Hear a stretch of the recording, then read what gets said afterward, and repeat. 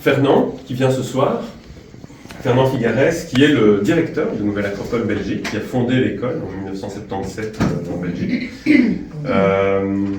et qui est géologue de formation, mais surtout philosophe depuis plus de 50 ans, et qui a aussi écrit un bouquin sur Giordano Bruno, et qui, comme nous dans cette école, vit cette philosophie. Et ce soir, il va nous partager une tranche de vie de cette pratique philosophique que Giordano Bruno a repris, mais qui existe depuis des millénaires. À toi, Fernand. Merci.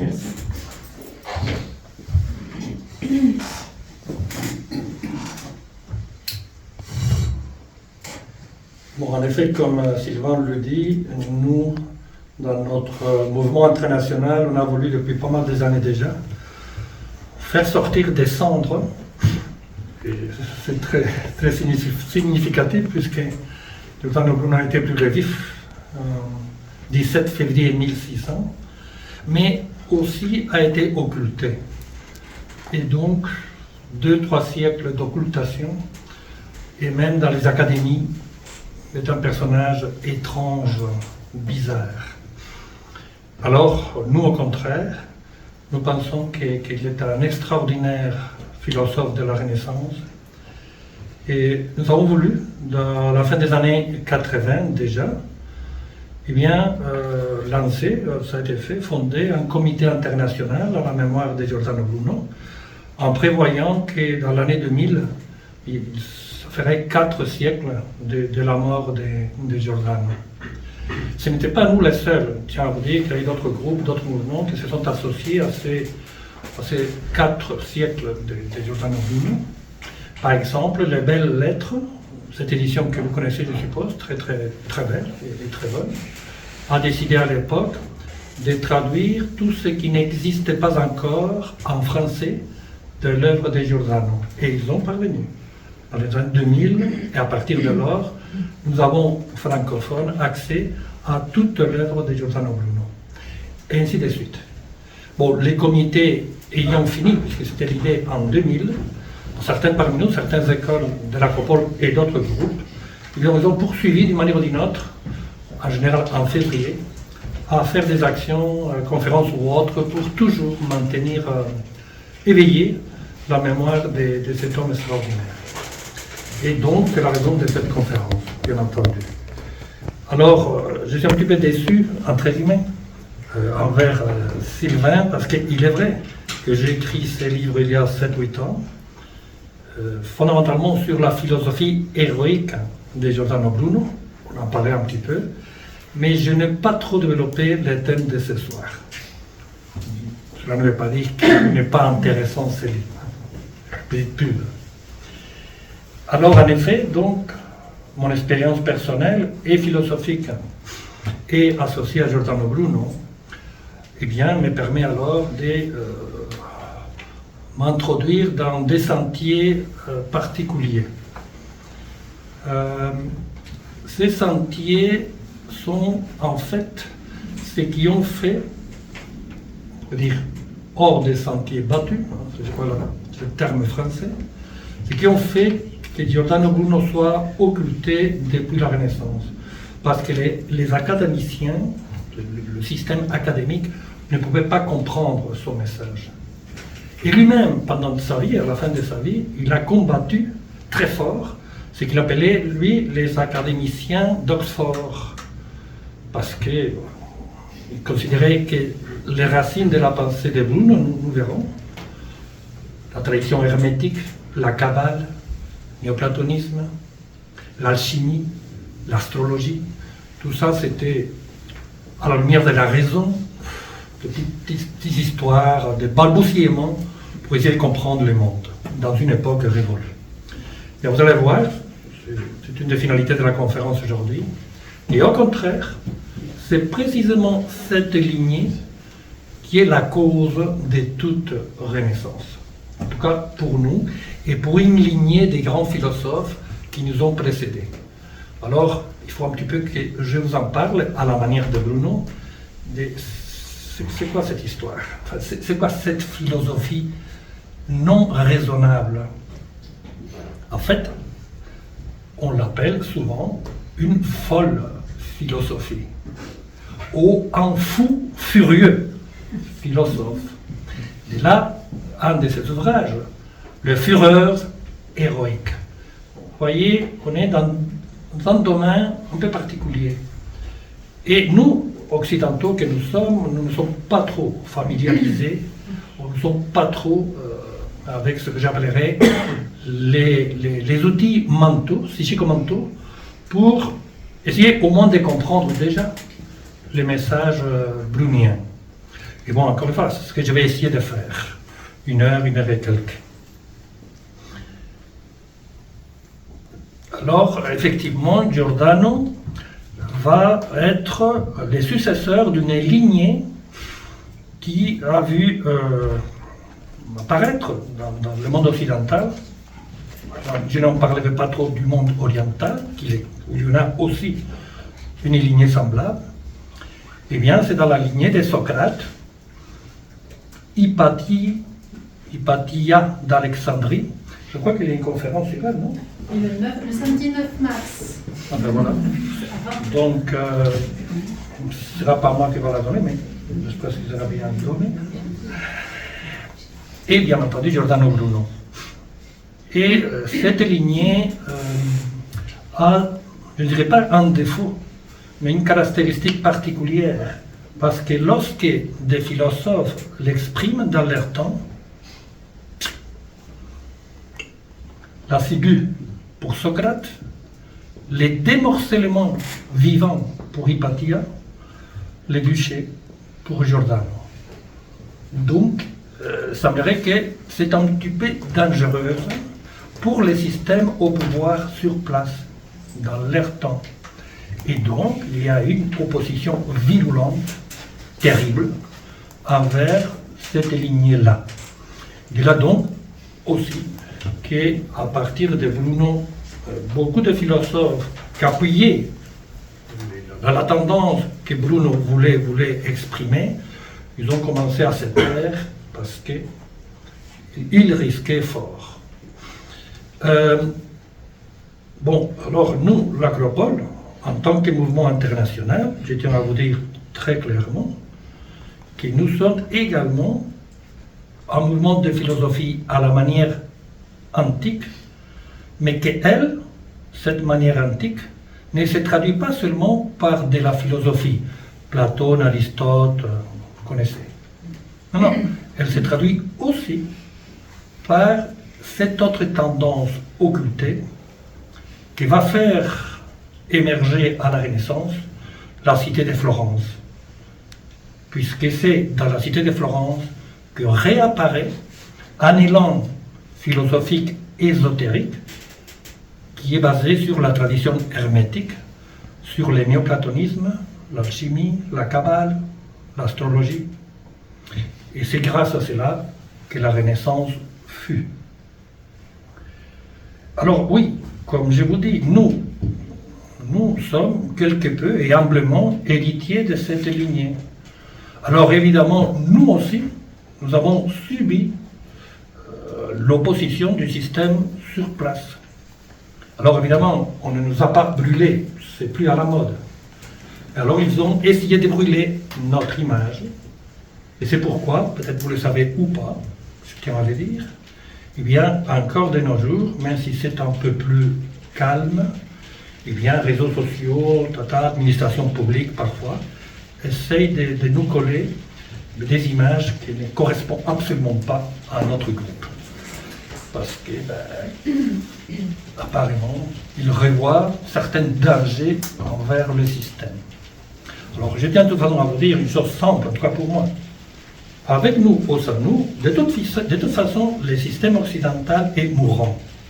Je crois qu'il est totalement mourant. Combien va-t-il encore durer? Je n'ai pas une boule de... mais pas beaucoup trop. Pas beaucoup trop. Il va continuer à décliner pas à pas, et un jour s'effondrera, comme tous les autres mondes qui nous ont précédés. Cela ne veut pas dire que les mondes s'arrêtent. Non. Un de ces mondes dans l'histoire de l'humanité s'arrête et s'effondre. mais apparaissent d'autres. Et c'est de là l'importance et la valeur de tous les mouvements de résilience, ou je préfère les appeler des renaissances. Et il y en a pas mal aujourd'hui. Pas mal.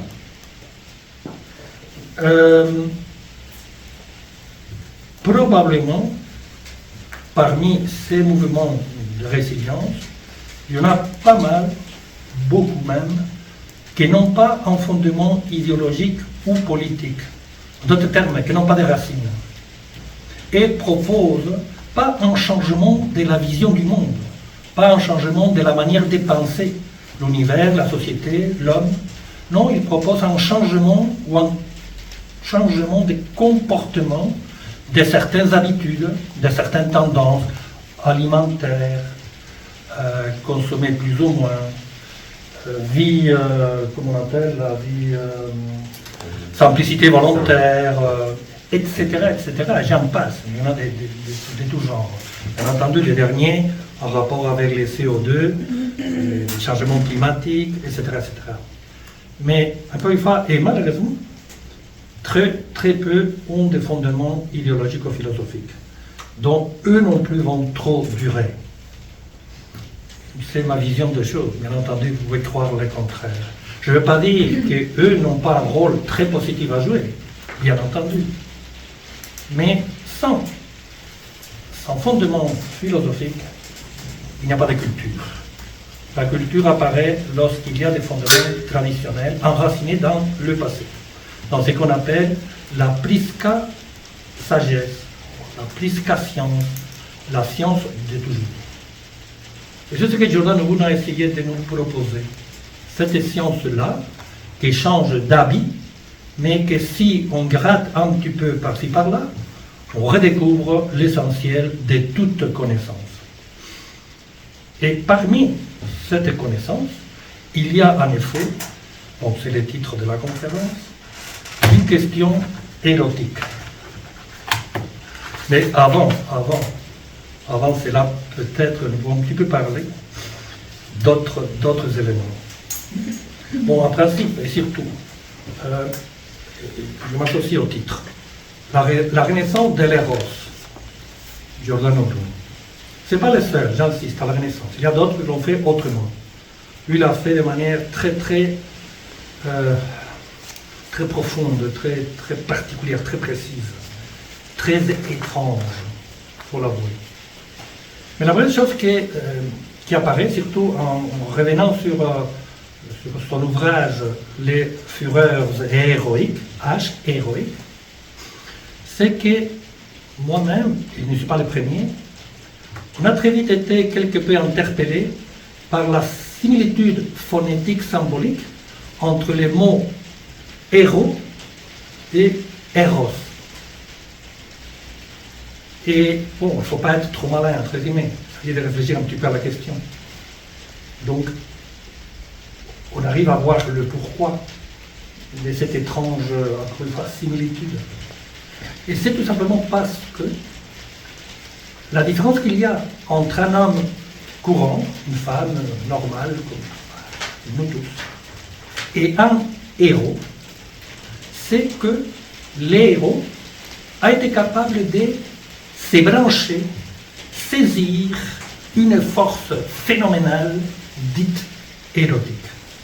Et cette force est universelle. Il a fallu boulotter pour le faire entre nous. Il n'y a pas seulement « Oh, viens, force, je t'aime », ça demande un cheminement. Ça demande une voix que l'on dit en général, en tout cas les poètes la considèrent comme un sentier très étroit et ascendant. Parce que ce sont les minorités qui s'y aventurent dans ce genre de sentiers. Alors voilà la première question. Eros, héroïsme. Alors évidemment, on déroulait un petit peu tantôt. Eros, érotisme, aujourd'hui, c'est pas. Je ne vais pas expliquer la chose, je crois que tout le monde connaît un petit peu la question. Donc, il ne s'agit pas d'érotisme sexuel, parlons clair. Même si, il y a une certaine force dans la question. Hein. Enfin, quand on fait la chose, ça produit des étincelles. Hein. Enfin, la plupart parmi nous ont eu cette expérience. Mais, guide de la question, cela ne dure pas trop. À tel point que, au lieu de se charger et alors progresser et avancer, on est fatigué. Et 2-3 jours plus tard, il faut recommencer. Jusqu'à que l'âge finit. Eh oui. Donc, je ne suis pas pour dire que dans les santé, la force érotique, évidemment, est une force non négligeable. Mais bon, ce n'est pas de cela que je vais vous en parler. Et je suppose que vous avez compris quand même, en venant surtout avec le terme qui précède le titre de la conférence, Giordano Bruno. Mais bon, il est trop évident qu'on va parler quand même des forces érotiques, d'éros et d'érotisme. Donc, l'éros, éros sans H, est la force universelle, c'est une définition simple, hein, qui est d'abord partout, qui circule partout dans l'univers, depuis l'atome jusqu'aux galaxies. Et bien entendu, chez l'homme aussi. Non seulement elle circule, mais c'est grâce à elle que l'univers se maintient et que l'univers se vitalise. En d'autres termes, que l'univers marche, progresse, évolue. C'est grâce à la force que les anciens appelaient l'éros majuscule, pour les distinguer du petit éros, petit angélon, hein, qui est aussi intéressant, très bon. Oui. Non, c'est un éros primordial. Et donc, comme je vous dis, elle est la responsable de la cohésion du tout avec ses parties. À tel point que cette cohésion peut se produire parce qu'il y a dans l'univers tout entier, chez nous aussi, disent les ésotéristes, nous dit Bruno, parce qu'il y a un véhicule, un élément subtil qui permet que cette force puisse circuler, puisse nous réunir, nous relier. Et cet élément, les anciens appelaient l'éther. À la Renaissance, on va l'appeler le pneuma. D'autres termes, la force érotique est aussi, pour la Renaissance, une force pneumatique qui ici pénètre parce que nous avons été capables de nous construire de telle manière. Voilà, que le branchement se produit et nous pénètre, nous motive et nous fait avancer dans la vie.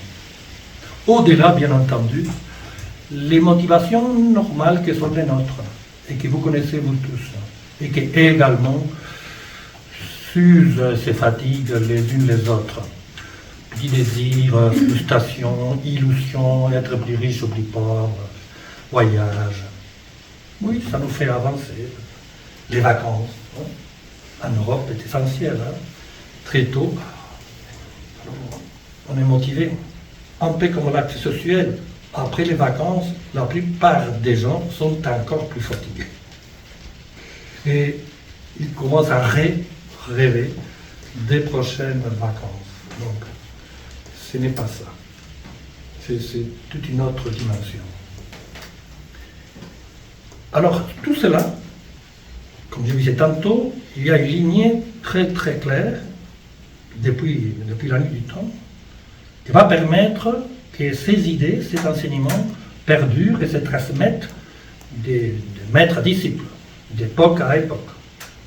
À la Renaissance apparaît très tôt, 12e, 13e siècle, et sont les poètes, les premiers, qui découvrent un texte ancien qui s'appelle les Picatrix.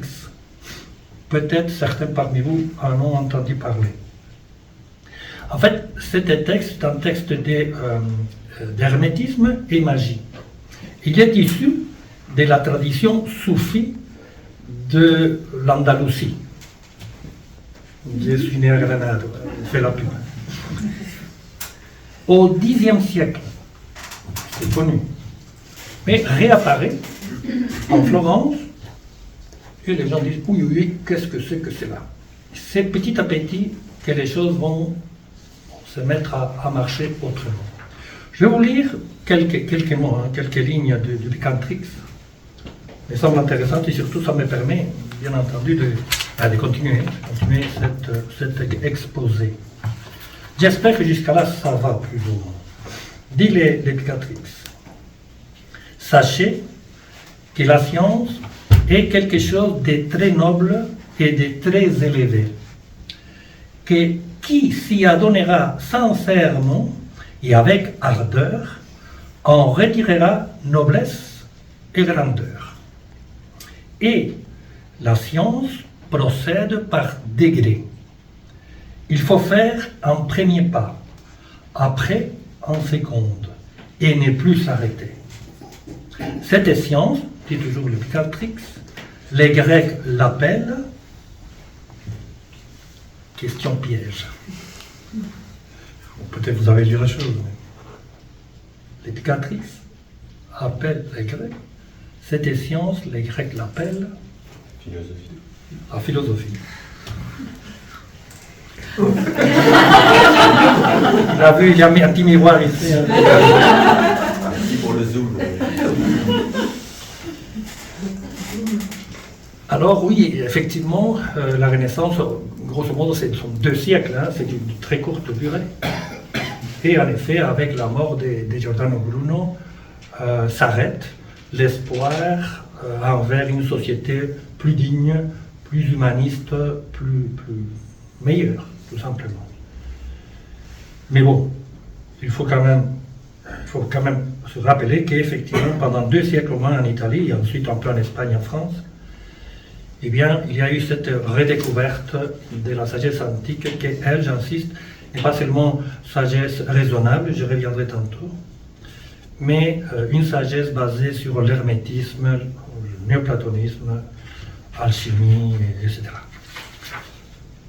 Alors, il y a, et Bruno nous en parle, dans cette, appelons les grandes sagesses, il y a une série de piliers ou fondements qui vont construire la structure de cette sagesse.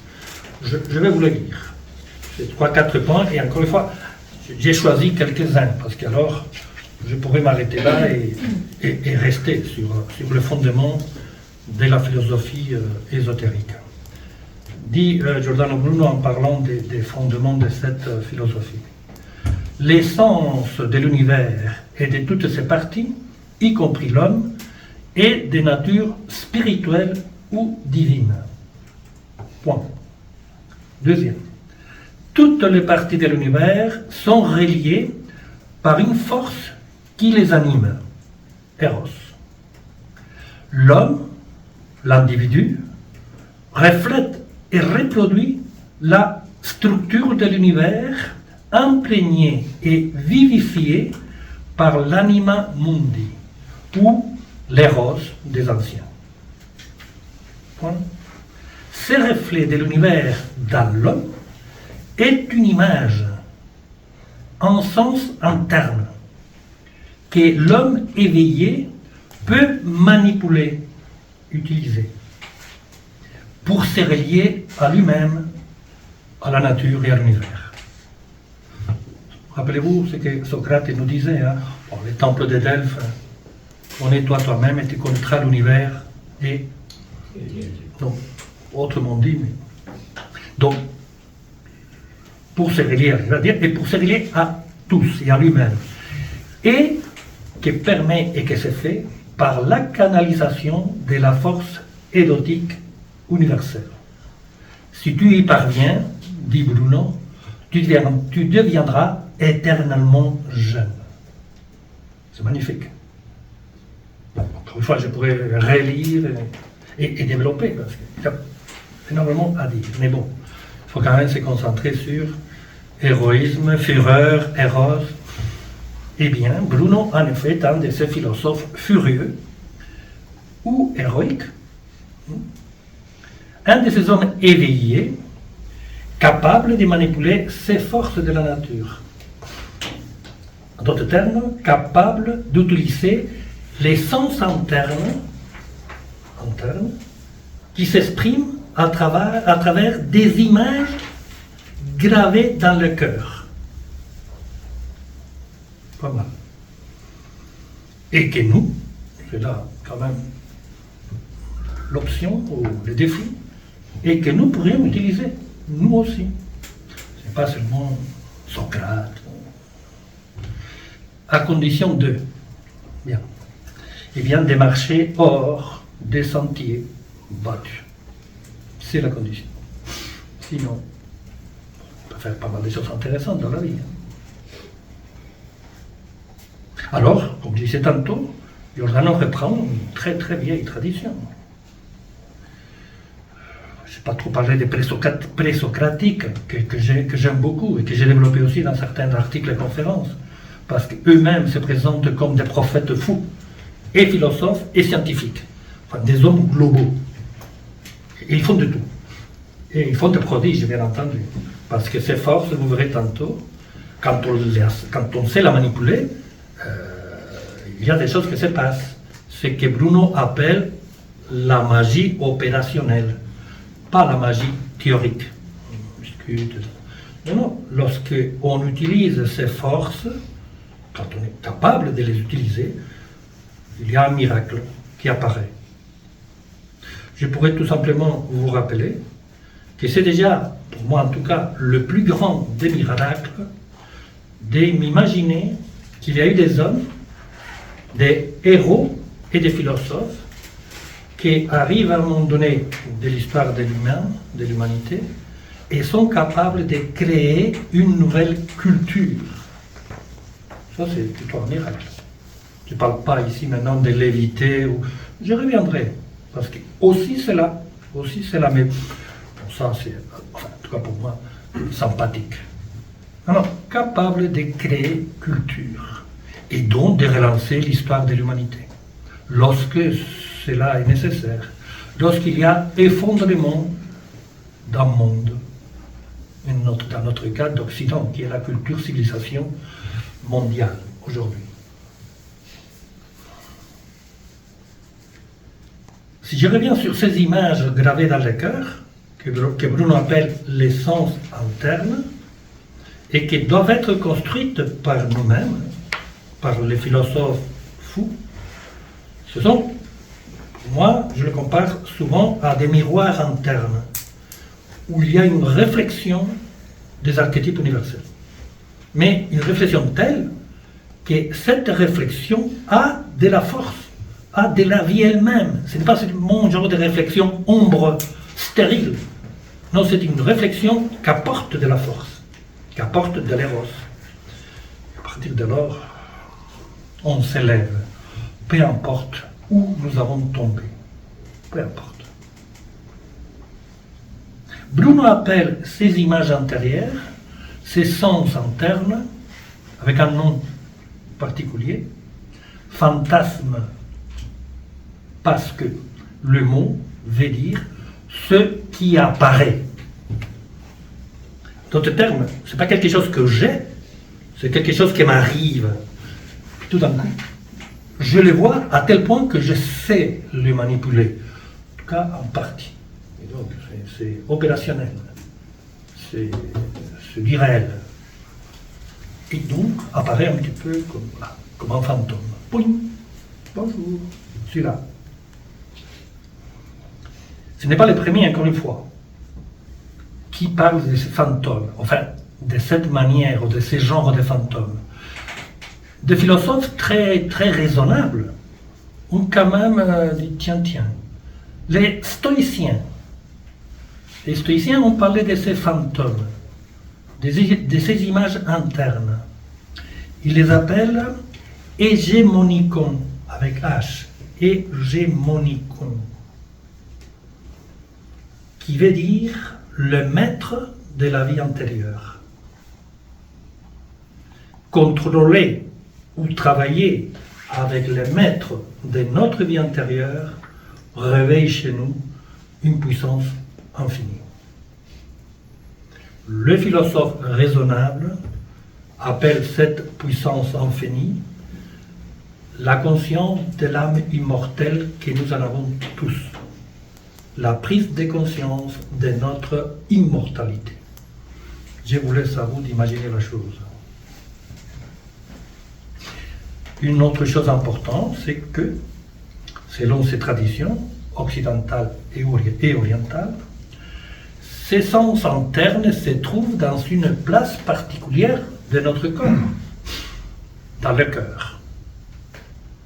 Et c'est pourquoi le cœur est beaucoup plus important que le cerveau dans la tradition ancienne, antique. Le cerveau joue bien évidemment son rôle. C'est le premier qui propose l'image. Sans la tête, sans les mens, mankind, comme disent les anglophones, mental, je ne sais pas imaginer. Mais si cela n'arrive pas au cœur, et le cœur l'anime, l'image totalement non fertile, inefficace. Au contraire, si le cœur est préparé par une démarche particulière à saisir cette image mentale, il redonne de la vie et à partir de là, tout est possible. Vraiment, tout est possible. Bon, évidemment, bien entendu, je me considère comme vous un homme plutôt normal. Et j'ai toujours posé la question, pas seulement avec Bruno, mais avec des tas d'autres, Pythagore. Bon, mon petit bonhomme occidental, oui, avec un titre universitaire ou deux, ou que sais-je. Je serais capable de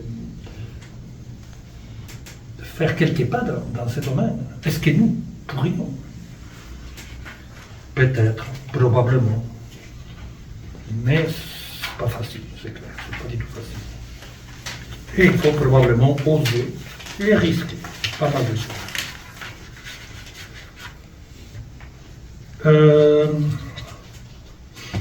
L'Occident, aujourd'hui, je vais aller assez vite parce que je pense que le temps passe, non? J'en ai le temps de dire blablabla un peu. Il est moins quart, 9h moins quart. Oui, ça va. Bon, j'ai déjà un petit peu parlé de notre monde qui est totalement aveugle à cette, appelons-le philosophie.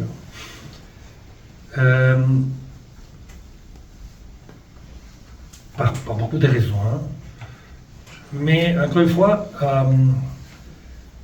la force motrice de la civilisation occidentale moderne, les anthropologues l'appellent de manière simple le progrès de la chose, ou le progrès de la chosification. En d'autres termes, progresser pour l'Occident, c'est toujours avoir plus, produire plus, consommer plus. Et si nous ne produisons plus, nous ne consommons plus, l'économie d'Occident tombe en panne. Donc c'est la force, non seulement d'Occident, un peu de partout. Parce que, encore une fois, c'est une force très très importante, hein, qui fait bouger les sociétés, en tout cas occidentales, et même que lorsqu'il y a des peuples qui ne se sont pas encore introduits dans ces systèmes, ils essayent d'y s'y mettre. Pourquoi pensez-vous que les émigrants de tous les pays aspirent encore de nos jours à venir en Occident pour plus de confort, plus. Et je ne vais absolument pas critiquer leur élan et l'inciter pour nous de les accueillir d'une certaine manière. Bon, ça, c'est une autre histoire. Mais il est trop évident, encore une fois, que ça ne suffit pas.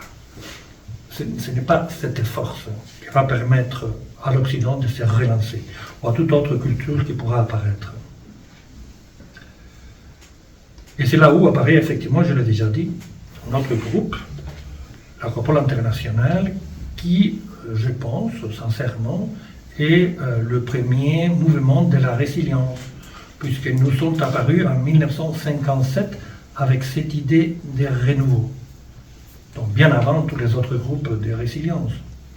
Et ce n'est pas seulement par la question d'être le premier, c'est surtout, comme je vous disais tantôt, parce que nous sommes nés avec une orientation très claire avec des racines et des fondements idéologiques et d'enseignement. Une vision du monde, une vision de l'homme, tout à fait autre, peut-être pas nouvelle, mais quand même adaptée à notre époque. Donc alors, par où commencer? C'est-à-dire, si nous sommes quelque peu attirés par cette autre voie, qui, comme je disais tantôt, c'est une voie un petit peu quand même particulière. Hein.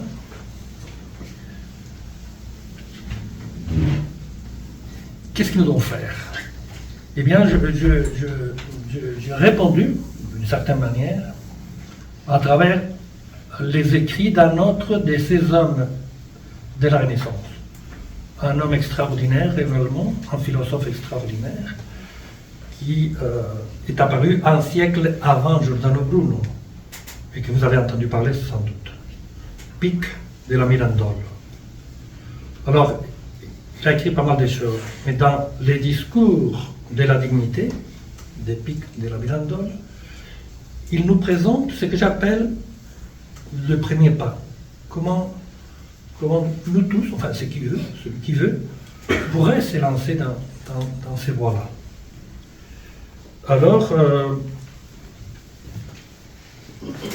dit Pico de la Mirandole, enfin, c'est Dieu qui parle. Dieu est en train de parler, Pico, explique ce que Dieu dit. Dit Dieu, si j'étais mis dans le monde en position intermédiaire, c'est pour que de là, tu examines plus à ton aise tout ce qui se trouve dans le monde alentour. Si nous n'étions fait ni céleste ni terrestre, ni mortel ni immortel, c'est afin que, dotés, pour ainsi dire, du pouvoir arbitral et honorifique de te modeler et de te façonner toi-même, tu te donnes la forme qui aurait eu ta préférence. Tu pourras dégénérer en formes inférieures qui sont bestiales. Tu pourras, par décision de ton esprit, te régénérer en formes supérieures qui sont divines. Donc, il semblerait que nous avons le choix. Et que les premiers pas consistent précisément à faire le choix. De manière libre, volontaire et décisive. Alors oui, dans ces cas, des gens très normaux pourraient s'aventurer dans ce domaine, entre guillemets, obscur pour la raison. Et alors, on va toujours parler un petit peu de cette voie philosophique à la manière classique ou antique, mais, on va toujours un mais. Car la Renaissance, et tout particulièrement Giordano Bruno, entre autres, ne propose pas seulement une philosophie raisonnable, mais presque le contraire. Certains philosophes contemporains appellent cette philosophie déraisonnable la folle sagesse, nous disait tantôt. Ou Michel Aliade l'appelle la voie du démence, au contraire de sapiens. Sapiens, la raison, démence, la folie philosophique. Alors, oui, Bruno quand même est fortement inspiré par des philosophes anciens, entre guillemets, normaux. Et l'on pourrait alors considérer qu'il est en contradiction avec l'idée, en tout cas, que nous faisons de ces philosophes-là. Et donc, je pense que vous les connaissez, vous le savez, la plupart de ces philosophes ont adopté une maxime qui se trouvait également sur les temples de Delphes et qui dit Meden Hagan, rien de trop. C'est une maxime philosophique grecque que tout le monde a essayé d'appliquer. c'est une genre de modération en tout. Alors évidemment, si d'un côté on est la folle sagesse, ou le philosophe furieux, ou érotique, ou, que le philosophe raisonnable, on dirait, ben, c'est quoi cette histoire? En fait, il n'y en a pas de contradiction. C'est nous qui avons mis la contradiction. Parce que notre image de la philosophie classique est académique, puisqu'on a effacé tout le reste. À partir de lors, on pense que ces philosophes-là, dans certains domaines, mais pas dans d'autres. Comment pourrions-nous comprendre la religion des mystères de la Grèce ancienne, les orgies dionysiaques? Sens religieux et spirituel. Encore une fois, c'est l'histoire des héros sexuels, les orgies dionysiaques, tout le monde s'est payé tout le monde. Encore une fois, c'est notre raquitisme et notre obsession pour les questions sexuelles. D'autres termes, encore une fois, c'est impossible pour la pensée raisonnante de comprendre et surtout d'imaginer la possibilité d'utiliser cela, de s'y mettre dans une orgie dionysiaque. Église ou pas, morale laïque, protestante, tu parles, brûler vif tout de suite, et c'est pas... Bref. Ah donc, pas de contradiction, j'insiste. Mais nous sommes, oui, c'est vrai, dans une voie démence, dans une voie folle. Et Giordano, et cette tradition dont je parle, ce n'est pas les seuls. Je ne sais pas si, parce que dans cette école on a parlé quelques fois, si vous connaissez Shonjian Trungpa, qui est, ou qui a été, les premiers tuteurs du Dalai Lama actuel. Eh bien, lui a proposé une folle sagesse. Il a été énormément critiqué par sa proposition. Il est vrai, c'est un petit peu différente, parce que lui propose un comportement fou pour choquer la mentalité occidentale, pour la casser.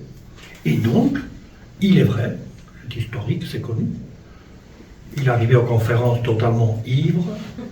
Ah oui, c'était extrême. Mais il a expliqué, pas sur les champs, il laissait que les gens décident. Il a dit plus tard, je vais casser la pensée raisonnante, le monde occidental, sans quoi ça ne passera jamais. Bon, dans le cas de Bruno, son comportement est très moral. Il a été lui-même curé avant la date, donc il a gardé même une certaine, appelons-les, culture de la pudeur. Donc son comportement est totalement exemplaire.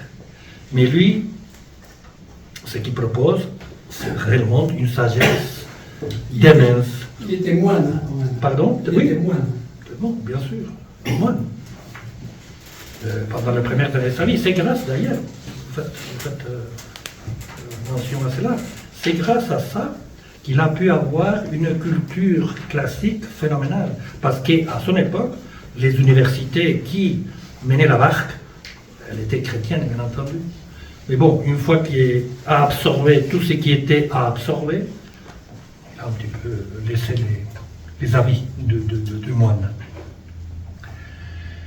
À cet auteur de ma petite conférence, j'aimerais alors entrer vraiment de plein, et c'est presque pour finir, dans ces sens internes de Bruno, ces sens fantastiques, l'éros et la magie réelle et propre que Giordano nous propose.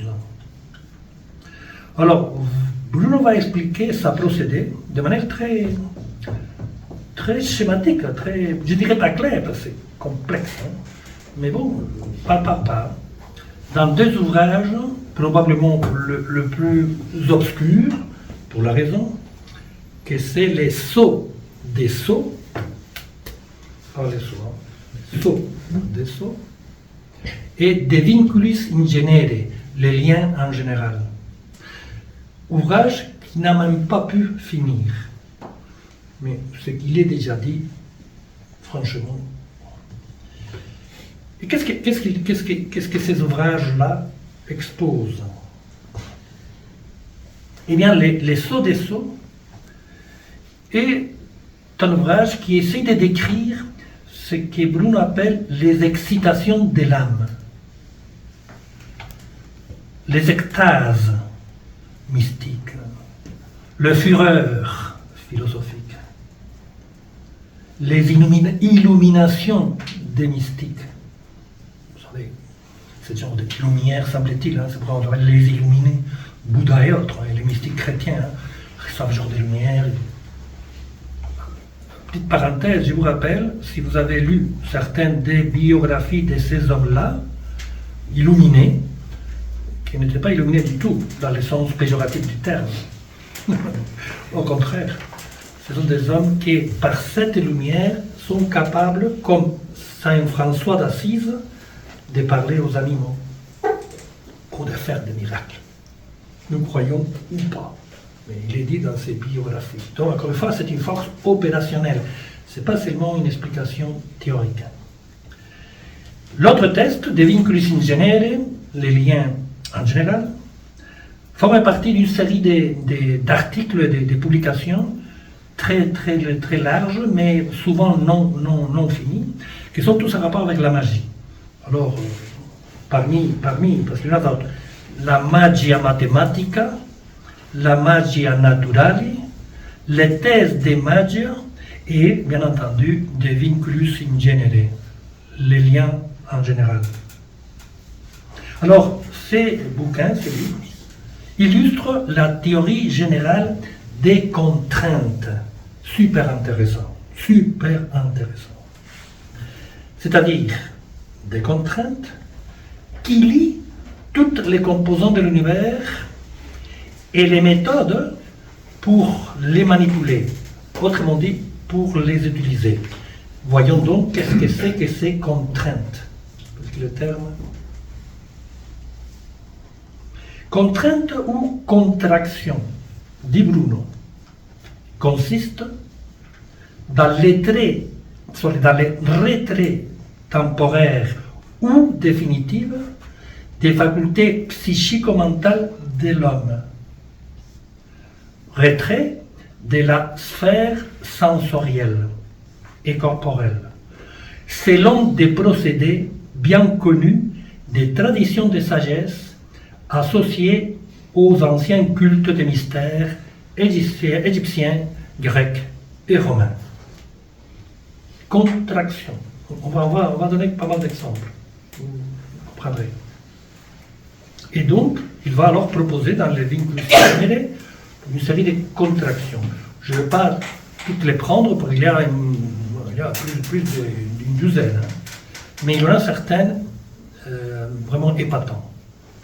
Et, encore une fois, qui nous font alors développer un peu plus cette sagesse antique particulière, démentielle, folle, fouilleuse. Dit Bruno que c'est en général ce qui se passe avec l'expérience écrite ou orale des mystiques de toutes les époques, de leur envol, ou de l'air, on dirait presque, échappé de ce monde en étant vivant. Il semblerait que des chamans, je pourrais ajouter,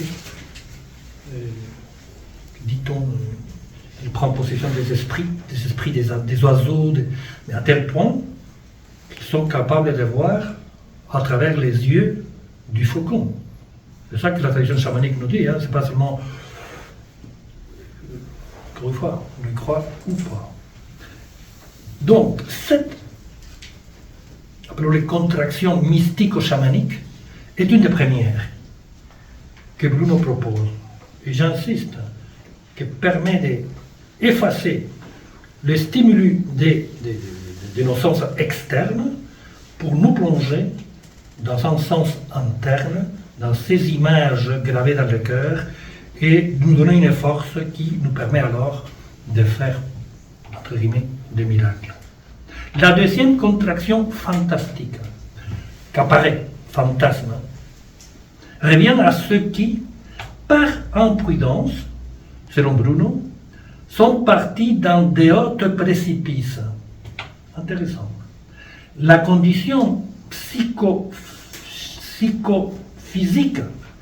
stressante de l'alpiniste et du grimpeur serait donc également appropriée pour provoquer la contraction fantastique. Et il faut se l'imaginer. Bon, je ne sais pas si vous avez, moi dans ma jeunesse un petit peu, gravi des montagnes élevées, et bon, et sentir un frisson qui c'est beaucoup plus que le vertige. Hein. N'en parlons pas de ces alpinistes professionnels, bourrasques, dangers. Bien, selon Bruno, l'âme entre dans une tension telle que les objets des sens qui nous permettent de regarder la réalité sensorielle sont totalement coupés et apparaît quelque chose d'autre, qui nous donne, bien entendu, d'autres issues non raisonnables. Hasard des programmes de télévision que je vois de temps en temps. Peut-être ça a été votre cas hier soir. Il y a eu encore, hier, un nouveau document sur l'accident d'avion qui s'est produit dans les années 70, où une équipe complète de rugby uruguayen est tombée dans les Andes. Et il restait 72 jours. Il y en a eu 12 qui se sont échappés. Mais pendant 72 jours, eh bien, ils ont survécu. Ce n'est pas raisonnable. À la limite, si la raison d'analyser cela, c'est impossible. Et donc, je m'imagine que quelque part, pour certains, il y a eu ces moments de lucidité étonnants qui les fait faire des choix totalement déraisonnables, mais qui permet alors de se sauver, de sauver les autres. Voilà. C'est l'idée que je me fais. Et c'était hier que je voyais ces documentaires. J'étais déjà un petit peu à la conférence. Une troisième contraction, cela est intéressant également, est celle de la force inébranlable d'un esprit qui ne se trompe pas, dit Bruno, capable de percevoir des événements qui se sont déroulés à de grandes distances. Pour une fois, difficile pour nous d'imaginer cela. Un état, une tension de l'âme, qui nous permet de capter des événements qui sont en train de se dérouler, mais à 2, 3, 4 000 km de distance. Entre nous, si nous acceptons l'idée que l'homme, par ses images intérieures, est capable de saisir les forces universelles, pourquoi ne saisirait pas le mental des hommes qui sont 2, 3 000 ans en train de faire la guerre? Et tous, dans une tension extraordinaire. Bon, beaucoup de théories existent à ces sujets. Je ne vais absolument pas développer aucune. Une autre de ces contractions, c'est liée à la foi, nous dit Bruno. Foi dans les pratiques religieuses, dans certaines pratiques religieuses. Parfois, pratiques magiques et médicales, dit Bruno, qui permet ainsi de faire des miracles, de guérir des prodiges. Plusieurs types de contractions sont liés au choc émotionnel de l'âme, comme peuvent être des peurs intenses, de tout type, à vous de les imaginer. Des émotions très très fortes, suite à certaines situations extrêmes qui se présentent à nous. Raison ou une autre. Des vents, par exemple, et ça c'est moi qui l'ajoute, je les comprendre. Des vents en blessés graves, lors d'un accident, lors d'une catastrophe naturelle, lors d'un tremblement de terre ou lors d'un accident de circulation. Ou des vents en blessés graves pendant la guerre. Il est trop évident que nous vivons des moments particuliers. Ne pas dire exceptionnel. Et cette exception, semble-t-il, selon Bruno, pourrait nous mettre dans un état tel que la concentration qu'est la nôtre devant l'objet de ces douleurs ou souffrances extrêmes provoque un genre de canal qui permet à la force vitale de régénérer les blessés, l'accidenté. Ça marche ou ça ne marche pas, un peu ou totalement. D'autres types de forces émotionnelles intenses, aussi des contractions, pourraient jouer un rôle majeur dans d'autres contractions fantastiques, qui par exemple, c'est Bruno qui l'a dit, rendraient les femmes capables d'imprimer à l'enfant, qui est là, pas encore né, une forme, un sexe fortement désiré. Je parle de Bruno. Les contractions du son fantastique se produisent également pendant le sommeil. Ça, combien de gens ont parlé de ça? Qui suspend l'appareil sensoriel. Ou, dit Bruno, l'occlusion des canaux sensoriels individuels. Ce qui intensifie les sens internes. Autre. Une autre contraction fantastique, Bruno la considère honteuse, parce qu'il y a aussi les revers de la monnaie. Ce n'est pas toujours pour faire le bien pour l'humanité. On est des humains, hein. Et tout le monde peut être devant ce genre de situations. Mais Bruno considère cette contraction honteuse. Elle est provoquée par la stimulation libidineuse. On disait tantôt, des étoiles.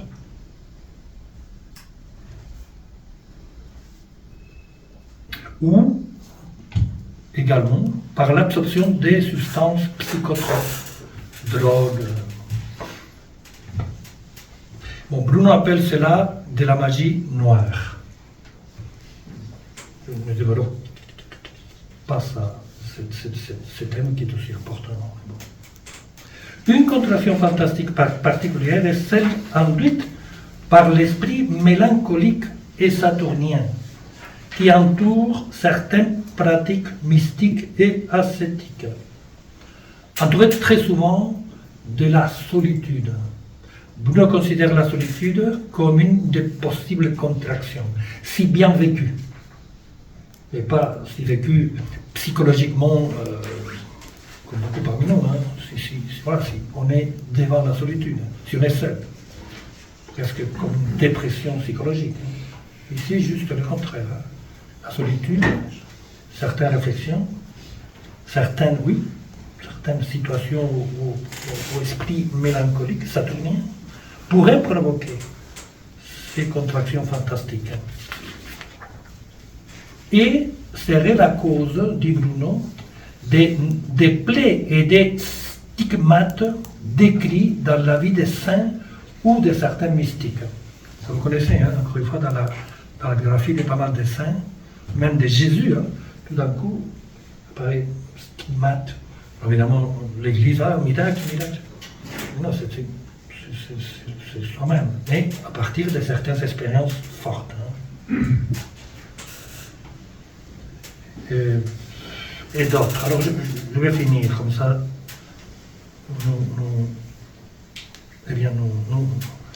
Nous allons faire une conclusion très, très rapide. Et alors je vous parle de la dernière contraction, qui selon Bruno est la plus élevée de toutes. Ce terme, celle que peut produire le plus de manifestations extraordinaires.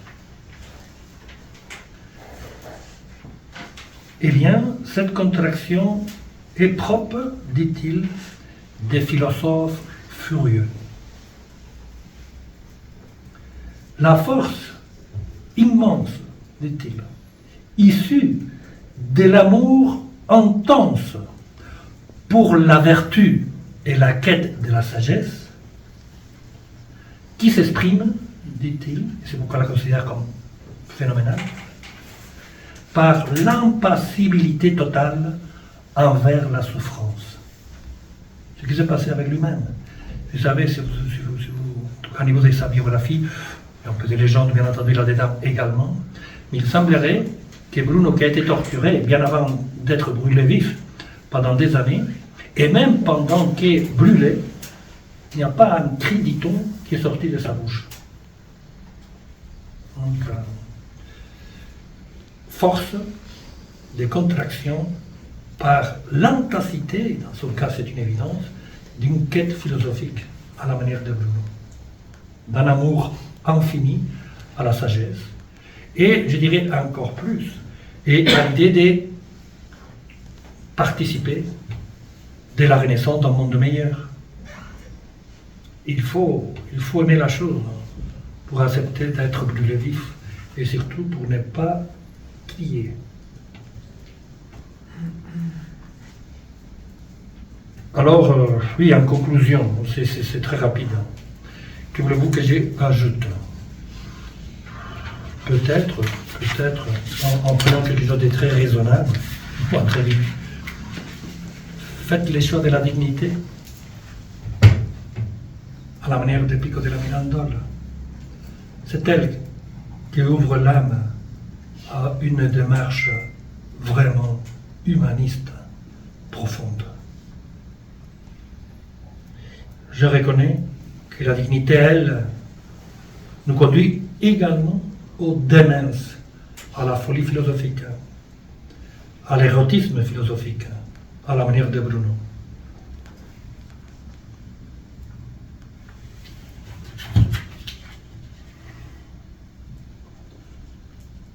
Et c'est ce que nous essayons humblement de faire dans cette école.